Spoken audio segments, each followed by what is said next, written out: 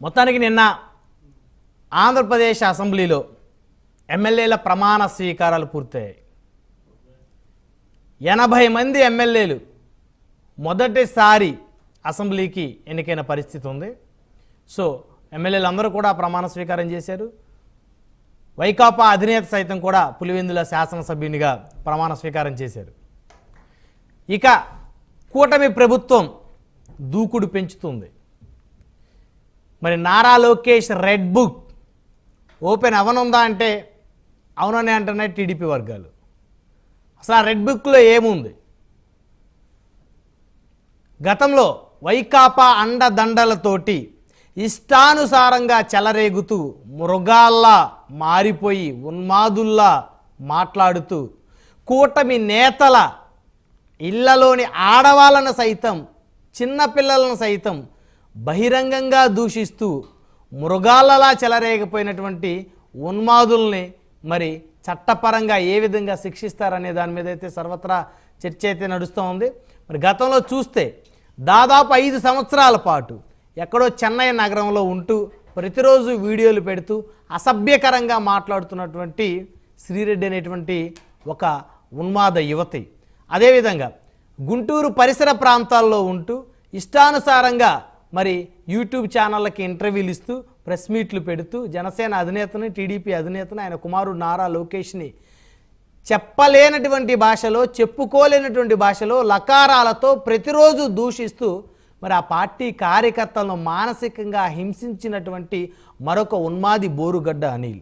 So ఇలాంటి ఉన్మాదులను మరి చట్టపరంగా ఏ విధంగా చర్యలు తీసుకుంటారనే దాని మీద అయితే కూటమి నేతల్లో కూడా చర్చ మొదలైంది. ఎందుకంటే భవిష్యత్తులో ఇలాంటి ఉన్మాదులకి ఇక ఈ సమాజంలో తావు ఇవ్వకూడదు అనేటువంటి దాని మీద అయితే అందరూ ఏకాభిప్రాయానికి రావాల్సినటువంటి అవసరం ఉందనేటువంటి చర్చ జరుగుతూ ఉంది. అయితే సోషల్ మీడియాలో వైకాపా అండదండలతోటి మరి ఈరోజు ఆంధ్రప్రదేశ్లో హోంమంత్రిగా ఉన్నటువంటి వంగలపూడి అనిత గారిని సైతం కూడా ఆనాడు ఇష్టానుసారంగా దూషించినటువంటి వైకాపాలో ఉన్నటువంటి మరికొంతమంది ఉన్మాదులు. సో వారందరూ రాతలతో దూషిస్తే ఇప్పుడు మనం చెప్పుకున్నటువంటి ఉన్మాదులు ప్రతిరోజు అంటే వైకాపాకి సంబంధించి వారికి మరి పెయిడ్ ఆర్టిస్టులుగా అవతారం ఎత్తుతూ పదే దూషిస్తూ కూటమి నేతలకి ఆగ్రహానికి గురి చేయటమే కాకుండా మరి ప్రతిరోజు వారిని మానసికంగా హింసించినటువంటి పరిస్థితులు అయితే గతంలో చూసినటువంటి పరిస్థితులు ఉన్నాయి. సో మరి వీరందరి మీద చట్టపరంగా చర్యలు తీసుకునేందుకు వీరందరినీ అరెస్ట్ చేసి చట్టపరంగా మరి వీరికి శిక్షలు పడితే కానీ భవిష్యత్తులో మరి ఇలాంటి ఉన్మాదులను ఏ రాజకీయ పార్టీ ప్రోత్సహించకుండా అటు జనసేన అయినా టీడీపీ అయినా బీజేపీ అయినా ఆ పార్టీలు కూడా ఇలాంటి ఉన్మాదులను ప్రోత్సహించకుండా ఇలాంటి ఉన్మాదులు ఆ పార్టీలో కూడా మరి తయారు కాకుండా అదేవిధంగా ఏ పార్టీ నేతలను ఇళ్లలో ఆడవాళ్ళను దూషించకుండా సమాజాన్ని డైల్యూట్ చేయకుండా ఉండేందుకు ఖచ్చితంగా Nara Lokesh red book open చేయాల్సిన అవసరం ఉందంటూ టీడీపీ శ్రేణులు అయితే అభిప్రాయం వ్యక్తం చేస్తున్నారు. మొత్తానికి కనుక చూస్తే నాడు కూటమి నేతలు ఇళ్లలోని ఆడవాళ్ళను దూషించిన వారి గుండెల్లో భయం మొదలైనట్లయితే స్పష్టంగా తెలుస్తూ ఉంది. సో కర్మ ఎవరిని వదలదు, కాలం అనేది ఎప్పుడు ఒకే రకంగా ఉండదు. ఓడలు బళ్ళు అవుతాయి, బళ్ళు ఓడలు అవుతాయి. సో కర్మ ఫలితం అనేది మనిషిని ఖచ్చితంగా విడిచిపెట్టదు. అది రాజకీయ నాయకుడినైనా సాధారణమైనటువంటి పౌరుడినైనా సరే ఆ కర్మ ఫలితం ఎవరిని విడిచిపెట్టదు. కాలం అనేది ఖచ్చితంగా మారుతూనే ఉంటుంది. మొత్తానికి ఉన్మాదుల ముక్కుకి తాడేసి లాగేది ఎప్పుడు అనేటువంటి అంశం చర్చిద్దాం. ఇదేవాటి హాట్ టాపిక్లో మనతో పాల్గొనడం కోసం కిరణ్ కలపాల్ గారు తెలుగుదేశం పార్టీ సీనియర్ నాయకులు మనతోటి జూమ్ కాల్ అందుబాటులో ఉన్నారు. అదేవిధంగా రజనీ గారు సీనియర్ అడ్వకేట్ జనసేన పార్టీ రాష్ట్ర అధికార ప్రతినిధి మనతోటి జూమ్ కాల్ అందుబాటులో ఉన్నారు. అదేవిధంగా కృష్ణాంజనేయులు గారు రాజకీయ విశ్లేషకులు మనతోటి జూమ్ కాల్ అందుబాటులో ఉన్నారు. రైట్, ముందుగా కిరణ్ గారితో మాట్లాడదాం. టీడీపీ నాయకులు కిరణ్ గారు, గుడ్ మార్నింగ్ అండి. మార్నింగ్ అండి. సో అసెంబ్లీలో ప్రమాణ స్వీకారాలు అయిపోయాయి. 80 మంది ఎమ్మెల్యేలు కొత్తగా ప్రమాణ స్వీకారం చేశారు. ప్రతిపక్ష హోదా లేనప్పటికీ కూడా వైకాపా అధినేత సైతం కూడా పులివెందుల శాసనసభ్యునిగా ప్రమాణ స్వీకారం చేసిన పరిస్థితి ఉంది. ఆయన కూడా చాలా గౌరవంగా అసెంబ్లీలోకి అందరూ కూడా ఆహ్వానించారు. అదేవిధంగా జనసేన అధినేత టీడీపీ అధినేత నారా లోకేష్ గారు అందరూ కూడా ప్రమాణ స్వీకారం చేశారు. ఇక కూటమి ప్రభుత్వం స్పీడ్ పెంచుతున్నట్లయితే తెలుస్తోంది. సో వాటితో పాటు మరి గతంలో కూటమి నేతలని మానసికంగా హింసిస్తూ దూషిస్తూ ప్రతిరోజు మరి సమాజాన్ని పూర్తిగా సమాజాన్ని నాశనం చేసినటువంటి ఎవరైతే ఉన్మాదులు ఉన్నారో మరి ఆ ఉన్మాదుల పేర్లు రెడ్ బుక్లో ఉన్నట్టు తెలుస్తూ ఉంది. మరి వారి మీద చట్టపరంగా చర్యలు తీసుకునేందుకు కూడా కూటమి ప్రభుత్వం రంగం సిద్ధం చేస్తున్నట్టు తెలుస్తూ ఉంది. సో మొత్తానికి ఎప్పట్లోగా వారిని కటకటాల్లోకి పంపేటువంటి పరిస్థితులు ఉంటాయనుకోవచ్చు అండి. బ్రహ్మనాయుడు గారు, ముందుగా ప్రైమ్ లైన్ వీక్షకులకు అలాగే ప్యానల్ ఉన్న సభ్యులకు శుభోదయం అండి. నిన్న జరిగిన గౌరవ సభ అసెంబ్లీ శాసనసభ్యుల ప్రమాణ స్వీకారం సందర్భంగా నిన్న జరిగింది మీరు చూస్తే ఇది గౌరవ సభ కాదు అని నిన్న అసలు మీడియా ముఖంగా కానివ్వండి, శాసనసభ్యుల ప్రమాణ స్వీకారం రోజున జరిగిన మొట్టమొదటి రోజు అర్థమైందండి. ఎందుకంటే ఇది ఒక విచక్షణ, విజ్ఞత, సంస్కారం కలిగిన శాసనసభ్యులు నిన్న ప్రమాణ స్వీకారం చేస్తుంటే అదే వరుసలో జగన్మోహన్ రెడ్డిని కూడా గౌరవ ముఖ్యమంత్రి సాధారణంగా అంటే మంత్రుల తర్వాత అవకాశం ఇచ్చి తనకున్న ఏదైతే పెద్దన్న పాత్రని దిగ్విజయంగా పూర్తి చేశారండి. అది సంస్కారం, నాయకుడికి ఉండాల్సిన లక్షణం అది.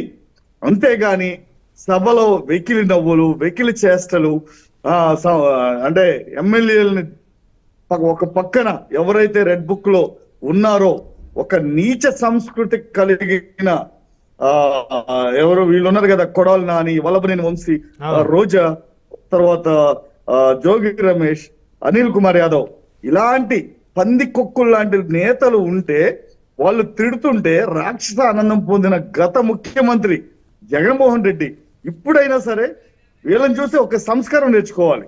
ఎందుకంటే 80 మంది కొత్త శాసనసభ్యులు నిన్న ప్రమాణ స్వీకారం చేశారు, జనసేన నుండి కానీ, తెలుగుదేశం పార్టీ నుండి కానీ, బీజేపీ నుండి.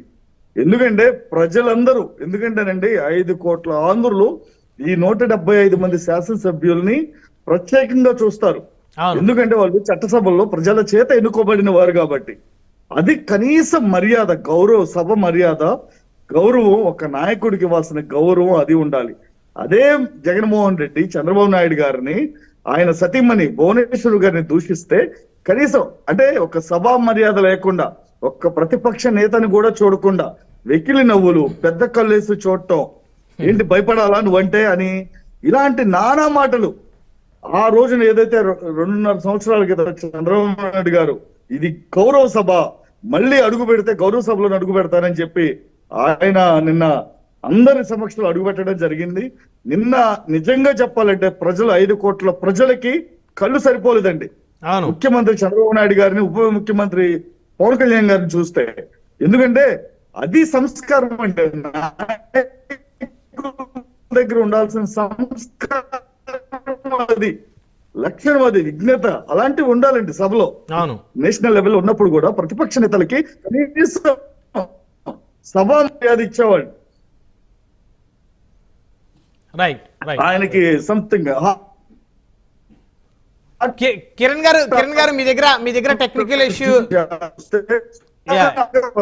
పంపించి మరి రాజీవ్ గాంధీ గారు. కిరణ్ గారు వినిపిస్తుందా నా వాయిస్ మీకు? ఇప్పుడు ఓకేనండి? Yeah please continue. వాయిస్ వినిపిస్తుందండి? వినిపిస్తుంది, కంటిన్యూ చేయండి. అలాంటి సభా మర్యాదలు గతంలో ఉండేవండి. ఎప్పుడైతే ఈ జగన్మోహన్ రెడ్డి వచ్చాడో కనీసం సభా మర్యాదలు కాదు కదా, మహిళలకి గౌరవం ఇవ్వటం కానీ, మహిళా శాసనసభ్యుల్ని గౌరవపరచడం కానీ అలాంటివి ఏమీ లేవండి. ఇప్పుడు మీరు చెప్పారు ఇందాక రెడ్ బుక్ లో అని, ఆ శ్రీరెడ్డి ప్రెస్ ముందుకు వస్తే లేదా యూట్యూబ్ లో ఒక వీడియో పెడితే ఎలా మాట్లాడుతుందో అర్థం కాదు, ఎవరిని ఏం చేస్తుందో అర్థం కాదు. అలాగే బోరుగడ్డ అని కోటమిరెడ్డి శ్రీధర్ రెడ్డి గారిని నడి రోడ్డు మీద నిన్ను బండి కట్టి ఇచ్చుకెళ్తానని దూషణలు చేయటం. అలానే గుర్రం దేవేందర్ రెడ్డి అండి, సోషల్ మీడియా ఇన్ఛార్జ్ వైసీపీ. ఇలా చెప్పుకుంటూ పోతే కొన్ని వందల మంది ఉన్నారు. అమెరికాలో ఉన్న పంచ్ ప్రభాకర్ ఉన్నాడు, పంచ్ ప్రభాకర్ కూడా అంతే. వాడు ఒక వీడియో చేస్తాడు, ఆఫీస్కి వెళ్ళే టైంలో వాడి ఇష్టం వచ్చినట్టు దూషిస్తాడు. ఎప్పుడైతే తెలుగుదేశం, జనసేన, బీజేపీ కూటమి వచ్చిందో వెంటనే సరెండర్ అయిపోయాడు. అలాంటి ఎదవలు కూడా వదలకూడదండి. ఎందుకంటే ఈ రోజున ప్రభుత్వం వచ్చిందని చెప్పి కాముగా ఉండి మళ్ళీ ఏదో మన అడుగులకి మడుగులు వద్దినట్టు నటించి మళ్ళీ వాళ్ళ ఏదైతే రాక్షస క్రీడలు ఉన్నాయో అవి ప్రారంభిస్తారు. అలాంటి ఏ ఎదవని వదిలే ప్రసక్తి లేదు. గతంలో పవన్ కళ్యాణ్ గారిని ఆయన అంటే ప్రజా జీవితంలో గడపాలి, సినిమాలను కూడా వదిలేసి నేను ప్రజలకు సేవ చేస్తానని వస్తే ఆయన కూడా నానా రకాలుగా దూషించారండి. ఇలా ప్రతి ఒక్కరిని, ఎందుకంటే వీళ్ళ మీద వేసే వేటు, వీళ్ళ మీద చేసే దాడి, అంటే దాడి కాదండి, అది నేను దాడి అనట్లేదు, ఏదైతే ఉందో రెడ్ బుక్ లో ఉందో పోలీసు విచారణ జరిపి వాళ్ళని అందరినీ శిక్షించకపోతే రేపొద్దున కనీసం ఇలాంటి ఎదవలు మళ్ళీ పుట్టుకు రాకుండా, ఇలాంటి ఎదవలను చూసి మళ్ళొక్కరు 10 మంది తయారవకుండా ఉండాలి. ఈ రెడ్ బుక్ లో ఎవరైతే అధికారాన్ని దుర్వినియోగం చేసిన ప్రభుత్వ అధికారులు, ఐఏఎస్లు కానివ్వండి, ఐపీఎస్లు కానివ్వండి, అలానే ఈ రాజకీయ నాయకులు ఉన్నారో ప్రతి ఒక్కరిని శిక్షించాల్సిందే.